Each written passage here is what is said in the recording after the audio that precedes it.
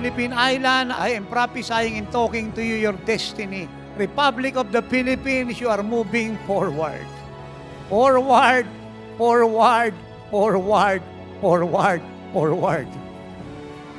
And let me remind you, Philippines, hindi ka pa nilalalang ng Diyos ay may plano na nasa sa iyo, Pilipinas, at itong plano niya.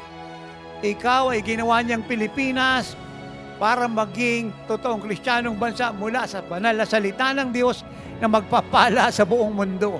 Kaya mula ngayon, ikaw ay bagong Pilipinas at ang pagbabagong naganap sa iyo, hindi gawa ng mga politiko, ng sino man magpapalit ng posisyon, mabuti o maganda.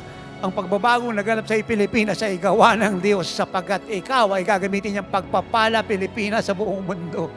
So Pilipinas, taas mo ang iyong dalawang kamay. Pagpasalamat ka sa Diyos.